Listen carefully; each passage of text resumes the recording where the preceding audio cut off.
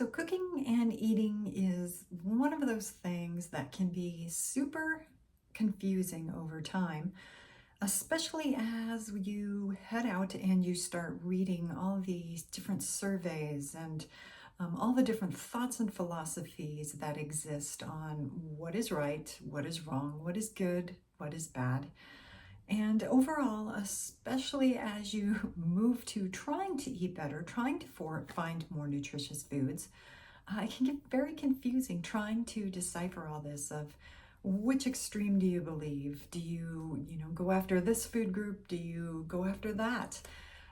Do you trust that fats are good? Are they bad? Do they change on a dime, right? What used to be good, what you grew up believing was a good nutritious meal, can suddenly just be turned completely on its head to where it could potentially be the worst thing that you can put into your body.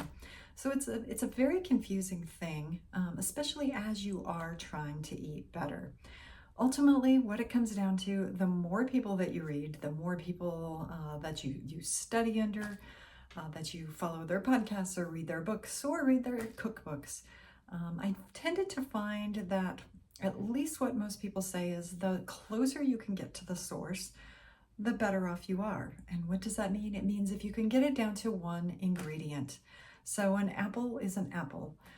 It will always be such a thing. And, ultimately it is healthier for you. It's more nutritious than, say, something that is uber processed, like, a package of cookies or something like that.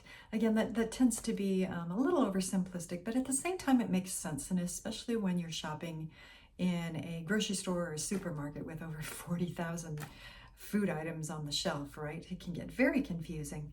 And so one of the things that I really enjoy about cookbooks is where they take it to where the cookbook author takes it to the next level. And it's not just about giving me a bunch of recipes that I can follow, but it can also be something that I can pick up and learn from. And use again and again, but it's something that makes me think, and that I might even sit down and just read it without following the recipes. It's an interesting book. It's something that I choose to learn from. And so for August, when I came across this book, it's an older book, it's several years old, but it was referred to me, and from the title, I fell in love with it. But definitely when I opened it up and started looking at the way that it's organized and some of the different foods and recipes and things like that in there. This one is called How to Eat Better by James Wong. And again, what really sold me on this particular cookbook is this subtitle down here, which is Simple Science to Supercharge Your Nutrition. So again, it's not just about recipes. There's nothing down here, that actually there is right here that says includes more than 80 recipes, but it's not the ultimate structure of the book. The structure of the book is actually to help you understand the nutrition side of it a little bit more.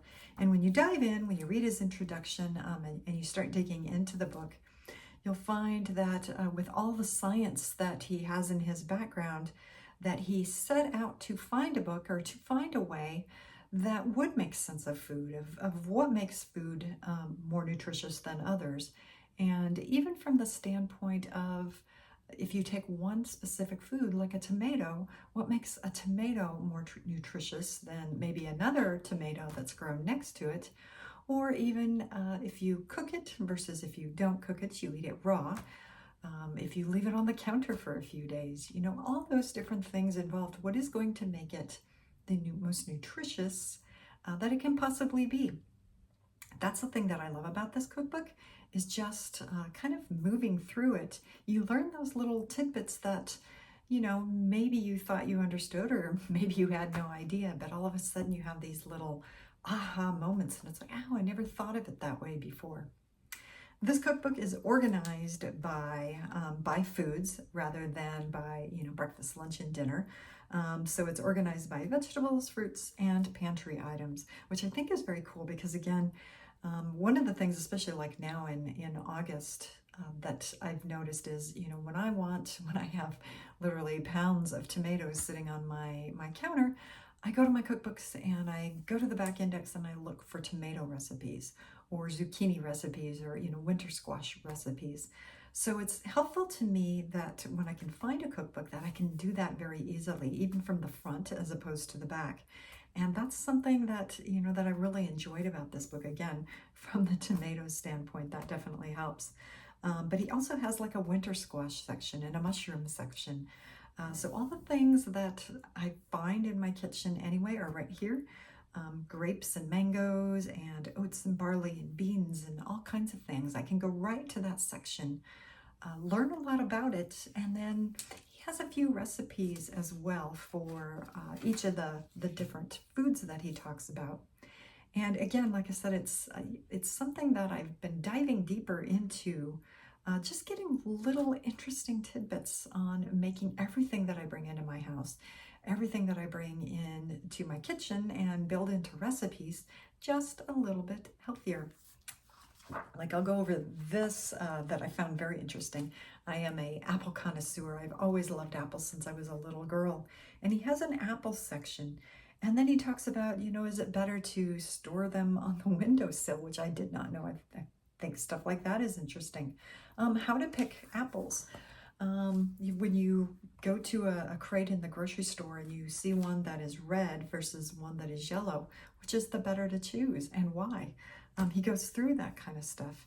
And then he actually also has an interesting thing here that red-fleshed apples have up to 5 times anthocyanins as than other more of that white or more yellowish colored flesh, which very interesting because they're harder to find.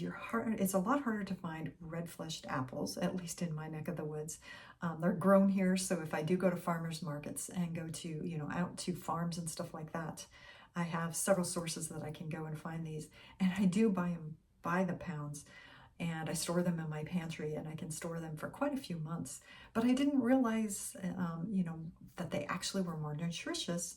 And maybe that's why I enjoy them too. They're just always so crisp and just have a lot of flavor to them, which makes me just want to eat them all that much more. And they're coming into season now here too at the end of August coming in September. So highly excited about this book and using this this month. And then again from here on out, I love these kind of books to sit on my bookshelf, something that I can just pull down and learn, not just necessarily bring into my kitchen and cook. The recipes in here are great. I've tried a couple of them already and really looking forward to diving into some more of them. You're going to get a wide variety of things. You can, like here's a Singapore green banana curry that looks wonderful. I've tried the leek potato and apple soup. That again, anything with apples for me is just wonderful. But some of the other things, it has some dessert items in here. It has some salsa where you're making more pickled onion type recipes. Just some different things like that stretch you a little beyond just what you're comfortable with. Just, making a breakfast, a lunch, or a dinner. Maybe things to sit on your pantry and to actually utilize your foods in a different and a more nutritious way. So hope you'll join me this month, for August cookbooks. For the August cookbook for the Cookbook Club. Really excited to use this and looking forward to using this in the coming weeks and the coming months and coming years too. So let me know if you try this, if you've tried this cookbook, if this is something you have sitting on your cookbook shelf now and how much you're enjoying it. And I look forward to seeing you throughout the month as we get cooking.